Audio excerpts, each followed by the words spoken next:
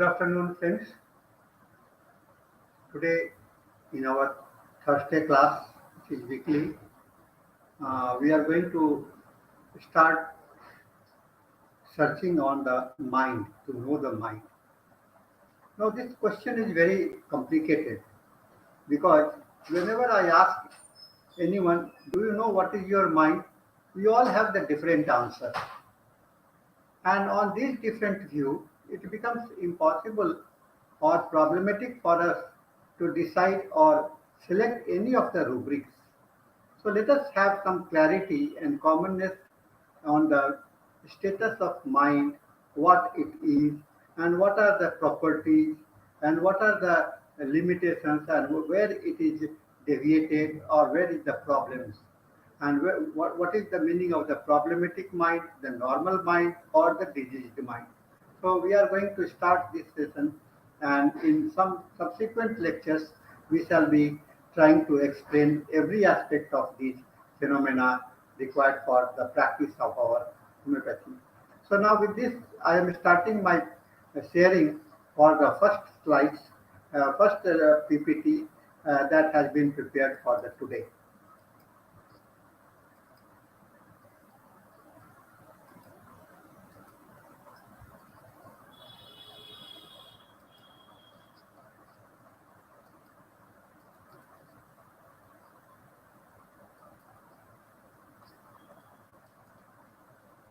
Now, this is the mind, its layer, and the elements. Now, today we are going to the first lecture related to the mind, and it is mind.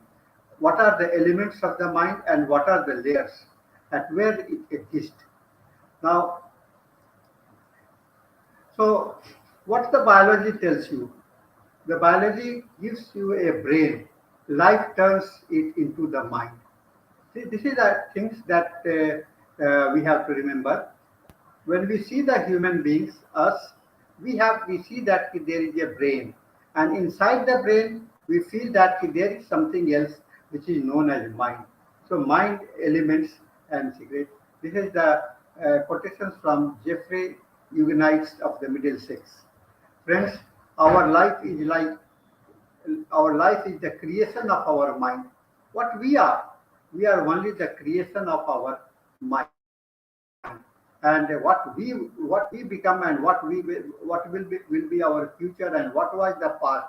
It is also basically decided by the ability of our mind, the way that you think, that the way you behave, whatever you do it in accordance to the mind. It may be not consciously you are doing, but unconsciously or subconsciously you are doing. But there is the action of the mind which plays first, which starts first in the mind and then it goes into the actions. So physiological activity, every physiological activity have a controlling panel coming from the mind. The mind has always been fascinated and puzzled us. It is the only thing that we can be certain of existence. Yet apparently we do not know what exactly what it is and how it occurs and why it occurs. So we know that there is a mind, there is something is there, but we don't know, and we try to get many answers for that. Why it is existing and what is the exact nature of it. So this is in contrast to the things outside the mind, such as houses, house, cars, and even the other people, which we cannot be certain of they really exist. They may be just illusion, yet apparently we know what they are, how they occur, and how why they occur. Suppose you think about a house. So you know that the house has to be constructed with the bricks and the sands and other things, and it has planned. So it is there. Then cars, and we see the people. We see that the existence is there, reality is there, but it may not be the same thing. Everyone may not see, visualize the house as a house. They may have the different. They have the apparent that reality there. Why the house we prepare the house because the purpose. But when we think about the purpose of our life, it becomes difficult for to conceive the idea what is the purpose of the life. Someone will say My goal is like this. Goal and purpose, they are the different aspects that we have to think of. The phenomena of qualia and consciousness. Mind gives you the consciousness. We as a alive and as a living organism, we have the consciousness, and we know that why we know that we are here on this platform of the humanity. It is only because that we are conscious about it. Such as the red color, as it appears phenomenally red in our mind, and our phenomenal conscious awareness and experience of that red color has always been baffling. What is their nature? How and why they occur? And cannot there be just in the mind without them? You see the color, you see the red color is there, but why it is there and what is the purpose of the red color? You have the imagination, but you don't know why it is. So it is only the quality of the consciousness that explains you about the reality. So mind is that like that. It is the phenomena. It is the phenomena which makes you aware, and then after becoming aware, you try to decide the quality of that. It is good or bad. You think like that. So these important things that we have to understand.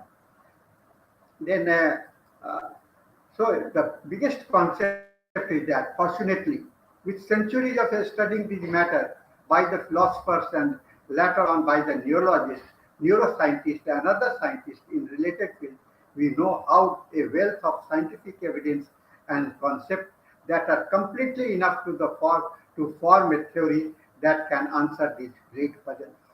So, what is the important thing is that for the centuries, for the last several decades, and I say that ever since the beginning of the planet and ever since the emergence of the human beings on this planet, we had been struggling, trying to make researches by imaginations, making a research and understanding about the human life. So this is the things that we have tried in continuation, and it is still going on, but still we are in the dark stage of the mind. So the basic theory, some of the basic theory, let us see what are the basic theory.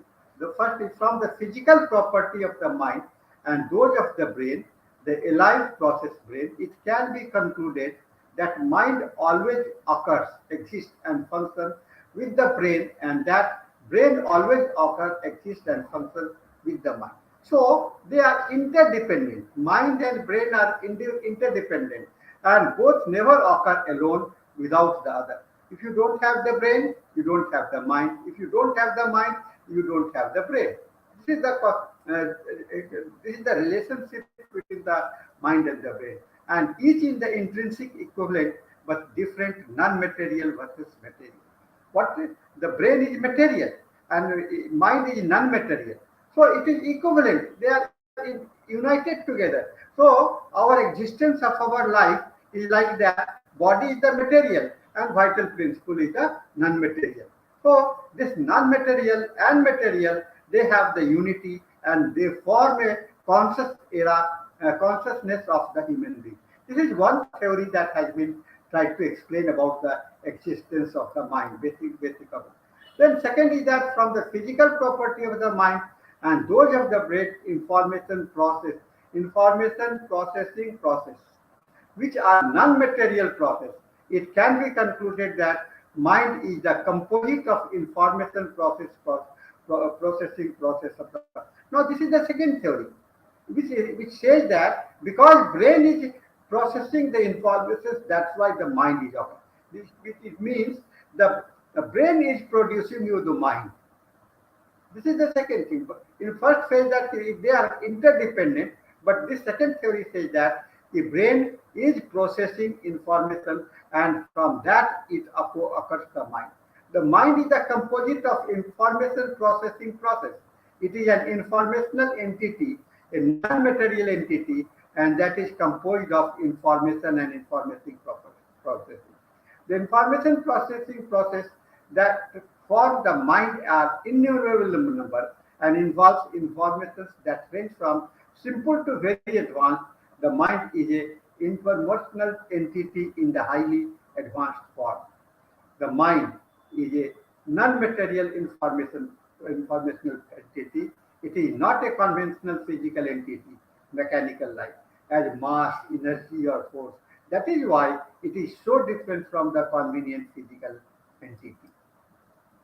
Friends, third point is that qualia, the mental phenomena that appears phenomenally in our mind and that we can consciously experience, such as the vision of a house, the sound of a song, and the order of the rose in our mind are physical phenomena.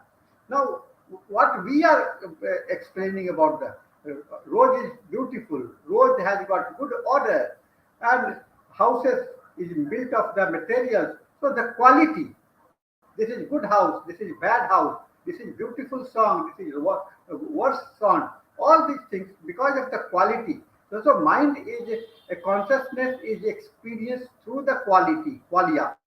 That is known as the qualia. They are governed by physical law and are physically predictable. So they can be predicted. And fourth point is that from the physical property of qualia and those the special kind of neural processing signaling pattern, which are neural informations and non-material, it can be concluded that qualia are a special kind of neural processing signals. Now, when we think about the neural processing signals, that becomes the material. But because it is producing something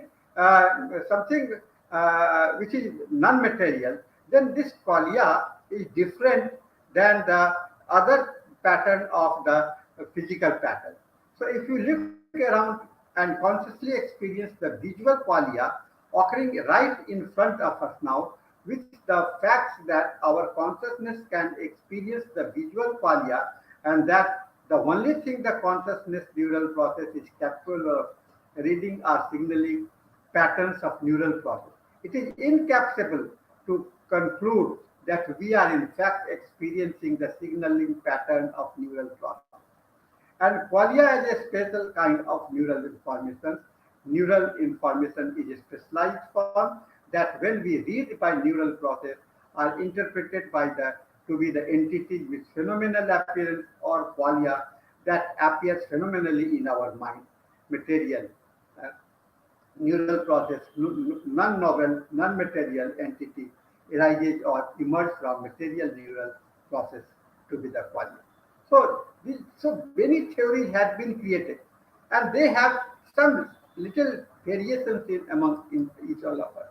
Now, the fifth theory says that from the physical property of consciousness and those of the special kinds of uh, re-entered signaling state, which is the neural informations of the consciousness, neural process, and the non-material, it can be concluded that consciousness is a special kind of re-entrant signaling state.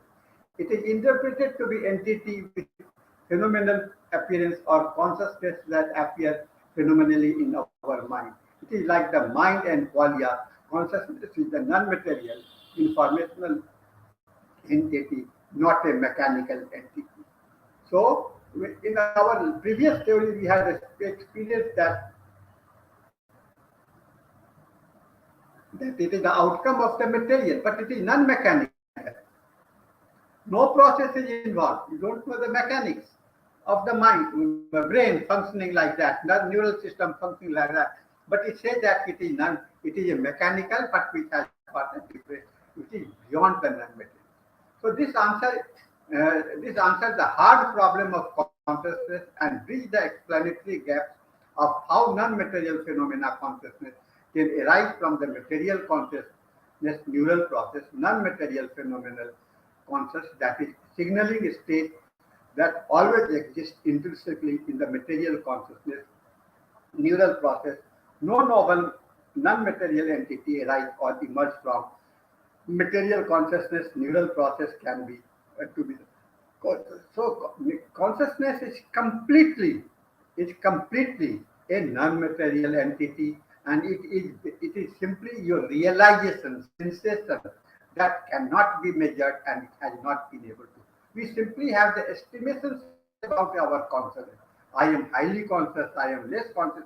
These are the estimations. It is not never a complete answer.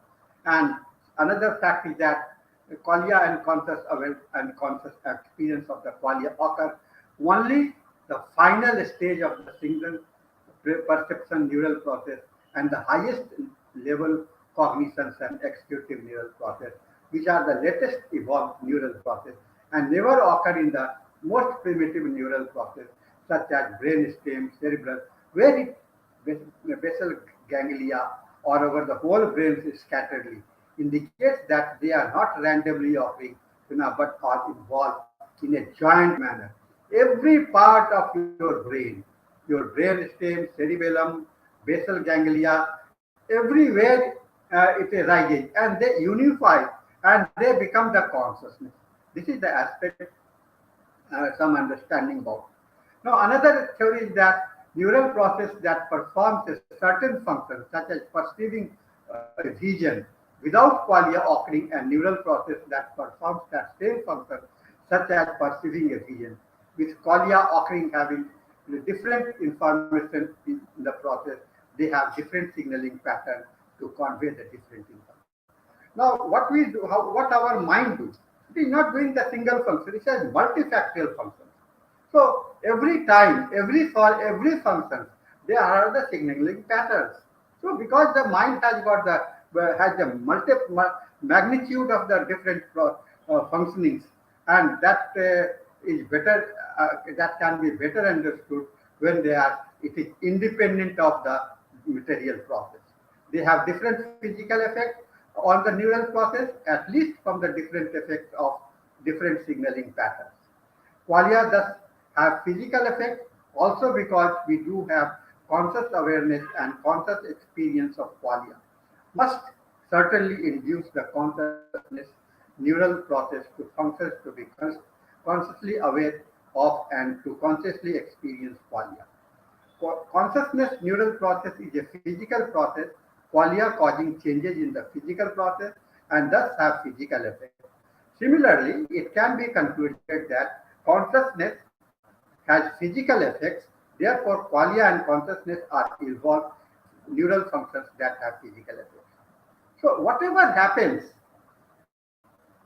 whatever type of the consciousness, it has got its understanding to the physical effect. When it has got effect, we see only when it is on the material aspect. We cannot have an see the things without the material. Without our body, we cannot see what the mind is. So mind is the base, body is the base. It is the platform where the consciousness is. So material becomes the platform for the mind to function. Mind cannot function without the material base. So this is important understanding. I think Dr. Henneman has also concluded like that. Why it is the existence of the physical and mental and the vital principles have got the interdependency. Your consciousness is dependent on the material. It is reflected through the material. You know that you are alive only because you see that your body is there. So this is important things that we have to conclude. Then functions require resources in building, maintaining, and operating the functions, and may have some negative effects. It is if its overall effect do not help increase the survival chance of the animal that the function. Those animals and the functions will likely become extinct in the evolutionary process. Now, another question is that the life is ever-changing process. We have been evolved from the lower animal to the higher animal, and this functional changes is because of the material accumulating process.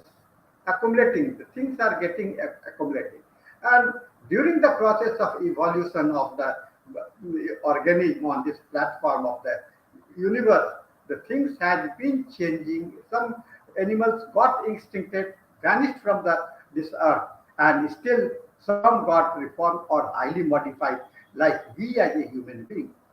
So this is the process of construction and destruction. Construction and destruction.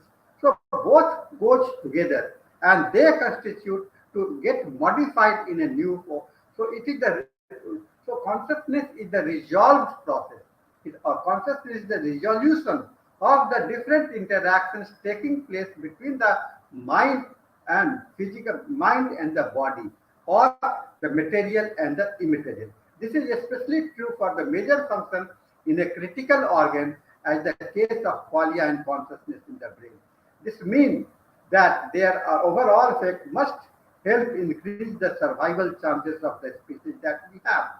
So consciousness and qualia and consciousness in the form that they are phenomenal qualia and phenomenal consciousness or qualia and consciousness that appear phenomenally in our mind, thus are evolved functions to help increase the survival chance of a species, including human. So, in our previous understanding is that survival of the fittest. Who can survive? Who can survive? Only who is the fittest. And what is the meaning of the fitness? That you undergo, that you are able to tolerate the changes that is going on within that. If you are intolerable, you become an instinct. This is scientific answer to the other part of hard problem of consciousness. Why does consciousness in the form of phenomenal consciousness occur in this universe? This is also the scientific answer to one of the most basic questions of our life. Why we do exist, why we are here, because we have the struggling. We have been struggling, and we have passed the examinations from the struggles. Now we are going to know with these backgrounds and thoughts that were related to the theory of the mind, what is the relationship between the mind and the brain, and the understanding emerging from. So we can only conclude that mind represents the consciousness part that has the ability to maintain the functional aspect and keep you functional, remain functional and active in your life. And you have the awareness is that. Now let us see what are the quality, what are the elements of the mind. How many elements are there? So the first element is growth mindset. Every time we are meeting, every time we are learning, our mind is increasing. So a growth mind is a growing aspect. So growth mindset. You build your image idea today, and next day you see something else, and your idea gets changed. So mindset which was today, it will become different tomorrow. It is called the growth mindset. Is one that is open to lifelong learning and development. So your mindset is changing it constantly, accumulated, and then you become you develop your image or understanding for the life. Your brain is constantly changing and challenging you. Yourself will improve its strength, adaptability, and intelligence. A growth mindset understands that talent is the result of hard work and practice. So why there are the variations in the ability of the people? Some people are very talented, some people are not talented. They are dull persons. Why they are dull? Because they are not adapted. They don't have the strength, and they have not accumulated the knowledge, intelligence. So this is the answer that we can get among. And when we see the patient like this before us, we have to just what is the state of the mind, where is the mind at this stage. And also it is important to see that the mind is the status of the mind during the suffering. So for the problem, the patient has come to you with a problem, and with that problem what he thinks about life, about the life. This is the first questions that has to come into our mind. This is very important, because what is the status of your mind, so that, and that will help you to evaluate the rubrics to be taken for consideration. And second is the character strength. What character means? The quality. What is the property of that your strength? Your individual character strength influence your decision making and life choice.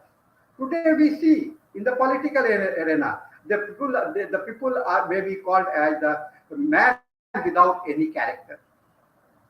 Man without any character, because they are changing, and this is the individual decision making. Decision is not that they do not remain constant on one decision.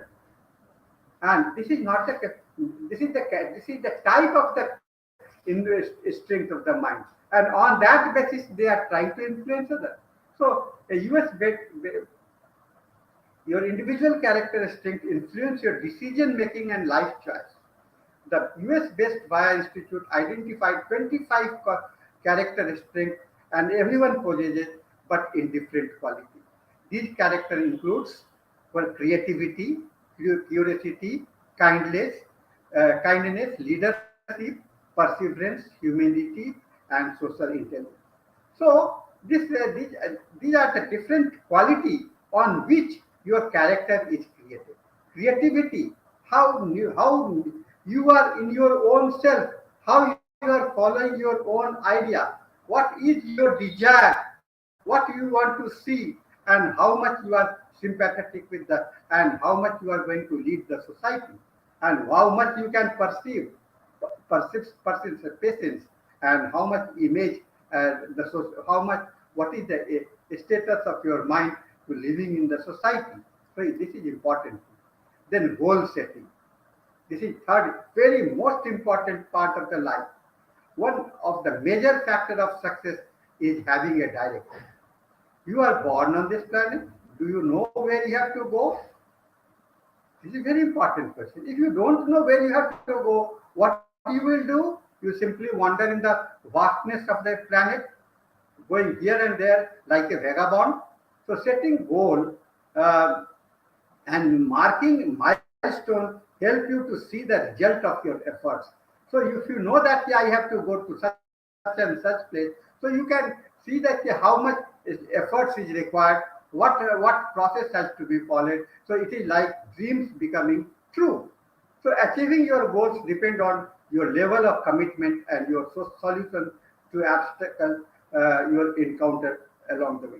We see that many people they are born, but they are direction they don't have the direction. And what the result? If you ask a patient, what you want to become, sir, whatever will happen, I will do. So they don't know the goal. So what is the fate? What is they don't know their future. They don't have the ability to decide the future. So what is the type of the mind? It is dull. It is the directionless. And with that dull mind, with the property, the symptoms, and the rubrics have got the different setup. Then under the resilience, how much you are able to tolerate staying calm under pressure. Life is a continuous changing process, and every time the life is in the pressure and bouncing back from setback and disappointment. So you see the disappointment and failures are the important part of your life. Success in your school, failure in your sport, failure in your work, or failure in general life. This is a common process, and it happens to everyone. No one can say that "Yeah, I never failed," because we learn, and the growth is dependent on your failures. And every time you fail, you have to say you become. And this failure, if you don't get up from your failure, that means you don't have the calmness, you don't have the patience. So you don't have the patience, and without patience, you cannot go. So patience is one of the important aspects for our mind, and it is the important element of your mind. So resilience is the strength that enables you to confront obstacles and overcome failure, deal with different type of people, and cope with uncomfortable and unfair situations. Mindfulness.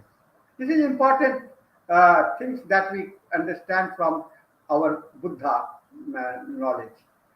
Mindfulness means what? Living in the presence, living in the present moment. The present. How many of you people are living in the present moment? Your parent is seated before you, and you are asking him some questions, but he's focusing and he's giving you something different reply. Some reply of the future. Dr. Saab, what will happen to me? Dr. Saab, I have been suffering from the last. You are asking what is the problem? He says, I am suffering from the last many years.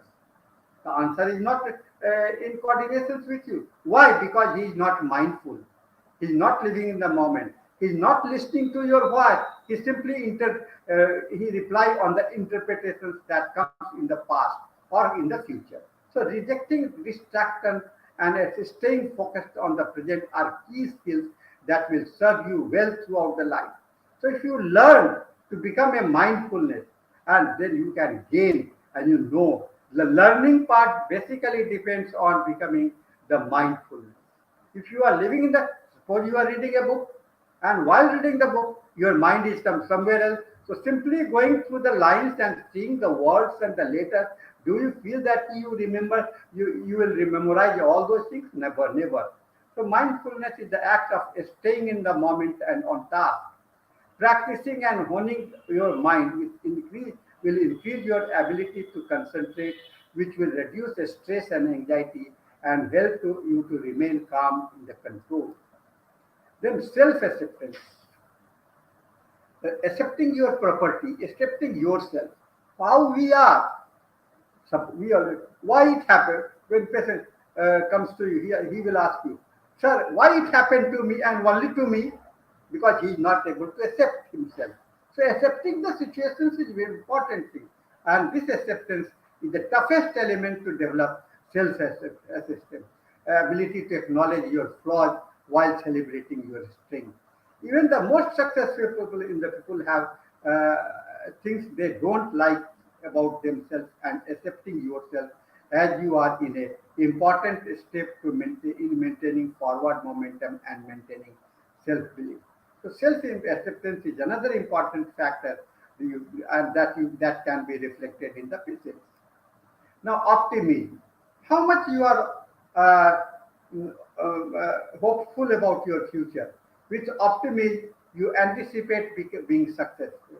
Your views setback failures as a being temporary, able to overcome and something to work or to improve. I used to ask a patient, what you feel with your disease? What will happen to you? The patient, Doctor Sahab, I am not going to survive now. Why? He is pessimistic. And if you try to make him convinced that he is going to be improved with your medicines, even then your medicines will not become so effective for him. So optimism is a very important aspect. When we see that setup of the, there is very beautiful rubrics in your repertory, that is despair of the recovery. Despair. So these moments with the despair, it becomes difficult to treat, and the symptoms, even with the well-selected symptoms, will fail if you don't able. We are not able to create the optimism in the patient. So rather than thinking of yourself when you have been successful, I was lucky, or that wasn't too hard, you firmly believe that your success is due to your ability and talent and the efforts. So to make the people understand about the success, about the is that you have to realize your ability, your talent, and your efforts. So with optimism, you take responsibility of your own action and attempt to correct or modify your behavior to prevent setbacks. Then grit, how that is your stability, is the determination and passion. How much you perceive passion, follow your decision. Huh? We see the people changing overnight their mind. Overnight, the whole ministry got changed. Why? Because they don't have the grit. So grit is the determination and passion to perseverance towards the long term. They see the future, so becoming greedy, avariciousness, or having a possessive idea. These are the quality that people is lacking in the grit. The element of the grit is important to make you stand against any of the hard situations. You use your grit to silence your procrastination and execute it and accomplishes the things you need to get done, and not just focus on the things you want to do. So with the grit, you can survive in every type of the situation. The hardship are the part of the life. Storms and thunderstorms used to come, but only those people who have the grit, they stand firmly on this ground. Other people are washed away in the storm. Often the necessary tasks are the least glamorous and immediately rewarding, but can be most important step in reaching your goal. Then another very beautiful aspect of your element is the time management. The time is, every moment the time is changing. So, do you have a relationship with the time? Do you have the understanding of the time, or you are wasting the time? So, building good time management skills isn't simply but getting things done on the time is easily. There are beautiful rubrics in your repertory. Anxiety if time is set. Time moves slowly, time moves fastly, and waste their time also. So these rubrics are related because of the element related to your relationship with the mind. And even Dr. Bonagison had given another in his hexameter Kunando means how with the time process, how much you are at what time and what uh, universal things you have related. So while that is pattern setting, priority is being able to break down long-term projects with smaller steps and having a good system for organizing your resources are the key to getting the things done on the time. So, with the time, if you have the consciousness about the time, if you know that you have to catch the train at 10 o'clock, so what you will do all your work before the 10 o'clock. And so, if the time is set, if you are aware and conscious about the time, and then you can maintain a routine. And with the proper routine, you have a beautiful lifestyle, and with a good, healthy lifestyle, you have a good health. Now, getting along, we are born alone and we have to move alone and we have to die alone. This is a beautiful message for our element of our life. If you are get attached to something, suppose you are very much attached to the wealth accumulation, so you feel that uh, my success is dependent not on the wealth, huh? And you will only feel about the wealth, acquiring money, money, money, money for the life. But what will happen to those money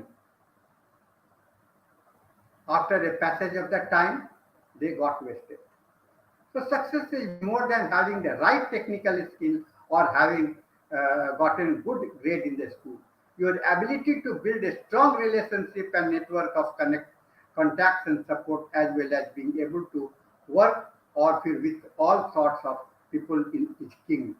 Being empathetic is being able to understand a person's point of view will strengthen your relationship with friends, teacher, colleagues, and clients. Knowing how to get along with everyone, no matter their background or differences, so as well as being able to solve conflicts peacefully is the key to your future. So success is dependent in not getting attached. Not getting attached. Yes, the relationship are there. I know you, but it doesn't mean that I cannot live without you. You are born by your parents, and when your father dies, you become attached to it. So, dwelling in the past, disagreeable occurrences, elements from the death of the loved ones, all these rubrics arises only because you don't understand that you are born alone, you have to live alone, and you have to die alone. This is important, getting along. Then most of us misunderstand brain and mind to be the same. Now, this is another aspect of our lectures. Uh, we have these were the elements. Now we are going into the different layers. How many layers of your mind we have? Now, most of us misunderstand brain and mind to be the same. Our brain is the visible, tangible world of the body, and our mind is a part of invisible, inseparable world of thoughts, feelings, attitude, beliefs, and imagination. So, mind, brain is what is brain is the anatomical aspect, physical aspect, and it is visible. And whereas the mind is invisible because it has got the thought. Can you see your thought? Can you see your feelings? Can you see your attitude? Can you see your belief or imagination? The brain is the physical organ most associated with the mind and consciousness, but the mind is not restrained to the brain alone.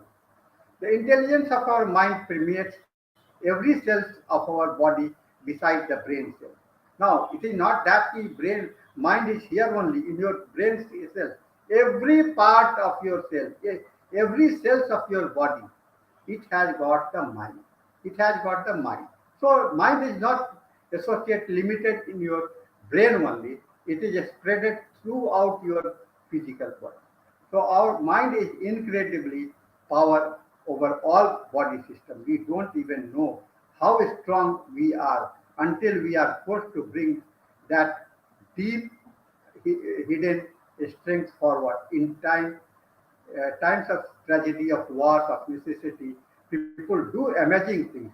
The human capacity for survival and renewal is awesome. Now, the biggest truth of our life is that we are the product of our thoughts. What we are, what we think, and think what you want and you get. Think that you don't want, you will not get that. And that's what to be the and you become. So we what thought run in our mind become part of the manifestation of our destiny. So your destiny is dependent on what type of the thoughts we are. We waste a great of time in misusing the power of the mind. Not everyone believes in the avid power of their thoughts. They brush it off while thinking of the past or fearing the future, not quite understanding that the things that they are thinking about, they are inching closer towards it. So transformation takes place in the mind, not in the brain. So whatever changes is going on, it is only in the mind, not in the brain. And mind is the deeply is layered deeply. It has got the different layers. Mind has got the different layers. The seven layers of human mind have been explained by Upanishad by comparing them with the seven horses of the sun. In the deep layer of mind are proposed by the sages. So, how many layers? Our Veda Upanishad says that we have the seven layers of the mind. And in the modern science also, we understand that the mind has got the seven layers. The seven layers of the human mind is consciousness, subconsciousness, unconsciousness, superconsciousness, collective consciousness, spontaneous mind, and ultimate mind. So this is the aspect, these are the layers. You are conscious, you are subconscious, have got the unconscious, superconscious, collective conscious, spontaneous conscious, becoming spontaneously and ultimate. Let us see one by one. So this is the conscious mind. Conscious mind, that means you are seeing. You don't see this is the image of the that is inside the mind. So something is there. What you see, the patient comes to you with the conscious mind. They will tell you what they have in their mind, but they will not tell you the something which is pre subconscious or in the unconscious mind. So it is the this is combinations of the conscious, subconscious, they are intermingled together. Now, conscious mind, the first layer connects us with the outer world. With the conscious mind, you get connected. It is called conscious mind. Even thought, choice, planning, etc., that arises in our brain is only because of the support of the conscious mind. With the conscious mind, thoughts arise. With the conscious mind, you do the planning or you act. In fact, every action, thought, or desire that is arising in us is very present moment is also getting possible due to our conscious mind. So, when the patient is coming to you, you can decide that how much the patient is conscious about it, and that can be easily exposed from this.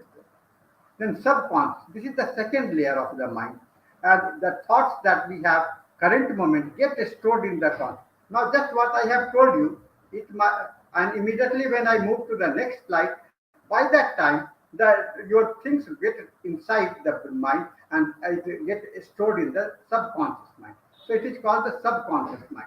So after the moment passes, for example, if someone hurts us, labels us, or with some unwanted tag, our reaction will be to be in the present moment for the first time, and thereafter it gets subsided. But even after that moment passed, and even if we get busy to other actions, our reaction for that instance or cheating get stored in our conscious mind. Suppose you are doing one thing and then you have to do another thing. So what will happen to the first thing? No, it will not vanish. It will get stored in the subconscious mind. And when the time will come, it will again emerge from the state. So subconscious mind is the layer that we call the waiting station. Subconscious mind is like a waiting mind where we can the things remain waited to be come to the platform again. We store all present and unpresent experience in the subconscious mind. And unconscious mind, the third layer is called unconscious mind. And it is the reservoir. It is the vast store of feelings, thoughts, urges, and memory which are outside our conscious layer. Suppose you are coming from a far away places, and during your traveling you have seen so many things have crossed to your eye. And what happened to them? Are they are lost? No. The unconscious mind has stored everything there. So they are like the unconscious mind is like the black box, and most of the content of the unconscious mind are unacceptable or unpleasant, such as feeling of pain, anxiety, or conflict. Our reaction toward others or their action gets repeated by us in our thought or in words, in talking with others, or if we continue to feel emotions of anger, sadness, etc. towards them, then these reactions and feelings of ours get stored in our unconscious mind. So it is the black box of your mind where the thing, everything right from your birth until the present age that is happening, it has been stored. And sometimes they emerge up, sometimes they come up to the conscious, subconscious mind, and then also during the conscious mind. So, and that you feel astonished. Why I am thinking like that? Why it is there? I have never thought, but it was there. You have seen, witnessed earlier in your life. Then superconscious. Now this is the intuitive mind. This is the fourth layer of the mind is called the superconscious, the third eye of the Shiva. When we are born, our birth is a grand stage of superconscious mind. The whole of consciousness here has to loving character, and that is why we find the child understanding the language of the love only. Hey, see, you see the you have a different language we have, and if you see a child, you take a child in your hand. He is not following your words or what, but only the love that. So this is the things that you can that is beyond the words or the sentences or the voices. So it is just the feeling that is being conveyed or transmitted. So superconscious mind is the aspect of consciousness which is limitless or infinite in nature and which depends on any number of infinite possibilities concerning what we have been taught to believe. In our literature, we say that Lord Shiva had the third eye. Third, what is the third eye? Is the meaning of the superconscious mind, which has the ability to see beyond the vision also that you are not seeing. So, and this is happening, and this is there with every. So we also call them the intuitive mind. But intuitive is a very abstract terminology for the subconscious, superconscious mind. This quotes of Anonymous describe superconscious mind as well. The superconscious mind is source of love and authenticity. The subconscious mind is what you are, and the conscious mind is what you do. So subconscious mind means tells you who you are, and subconscious mind is what you do. Then collective conscious. The fifth layer of the mind is called collective conscious. What is the collective? It is the collection of all together. It is the set of shared belief, ideas, moral attitude which operates as unifying forces with the society. Now you are one in the society, and there are many people are in the society. So everyone has got their own consciousness. But when they unite together, when they live together, there becomes a collective consciousness. That means, suppose society say that this is the moral thing, this is the idea, and you accept it because society is accepting it. You follow the religion or the being a Hindu or Muslim or Christian. Why you are following the like a human? Because it is coming from your collective consciousness. You have understood from the society, that you are Hindu and all people in your society are Hindu. So that's why you have the consciousness about the Hinduism. In general, it does not refer to specifically moral consciousness, but to a shared understanding of the social custom. At this layer of our mind, there is intensely of ethos, moral norms, values, and collected by us our all various birth, beliefs, and Upanishads. They instantly cannot be changed. Now, this collective consciousness becomes deep rooted in your mind. Suppose you are say that I belong to such a religion. Will it be possible to immediately change your religion? No. Every people are not changing their religion. Only few are changing their religion, becoming Muslim to Hindu or Hindu to Muslim. It is difficult task because it cannot be done because your collective consciousness is dominating on your mind. So this deeper layer of our mind enable us to penetrate and experience the secret of our infinite existence and a spontaneous mind. The spontaneous means coming immediately. This is called the sixth layer of our mind. It's called a spontaneous mind, and spiritually, our heart is known as the spontaneous mind. The emotions that is coming to your mind, it is spontaneous. You immediately some new thing thoughts comes to you to do it. You fall in love by seeing the people that you have never met earlier. And this is because of the spontaneous concentration. So when this layer of our mind is awakened, nothing can hold us back. You cannot understand any other thing. It is formed only in the foundation of unselfish deeds and actions. And last is the ultimate, the seventh layer is called the ultimate, the resultant mind. है So Zen expressions meaning the ultimate mind is mind without mind without mind, and is also referred as a state of no mind when all identity of the mind is thought. So you feel that you don't have the mind, and after so many understandings, everything becomes blank, and you leave. That is called the ultimate mind. That is, the mind is not fixed or occupied by thoughts or emotions, and thus open to the everyone. So mind is captured with your emotions and the thoughts. But when you go beyond your emotions and thoughts, your mind is free. That is, and the free mind is only where you don't have the emotions and you don't have the thoughts. So it is called the freedom from the earthly pleasures. In the last layer, our mind, where we get enlightened, and when with this, if you have developed your ultimate mind, you see that you are soul is in the purest form, and it is the union with the God. The ultimate goal of all spiritual practice is to experience our own godly existence, and here lies the value of reaching inside our state of our ultimate mind. Friends, this is the mind mapping, the breaking organizations. So I have tried to give you the map of the brain today. So associating, dissociating, so many things are there. So this, the aspect, the human potential. But we see today a lot of interest and psychic power, spiritual disciplines, mind explains, drugs, hypnosis, meditations, dream and creation. Are you going to? Can you treat a mind where persons with the drugs? No, our human mind is beyond the medicines. So thank you, friends, for your lectures. So just with the last message I can give you, your mind is the garden. Your thoughts are the seed. The harvest can either be flower or the weeds.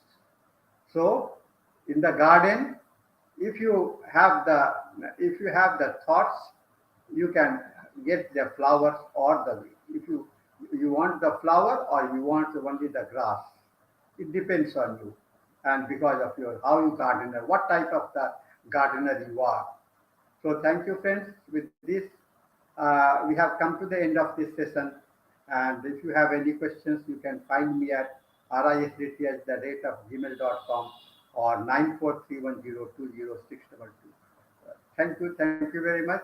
And I close this session, or close this PowerPoint now, right for you.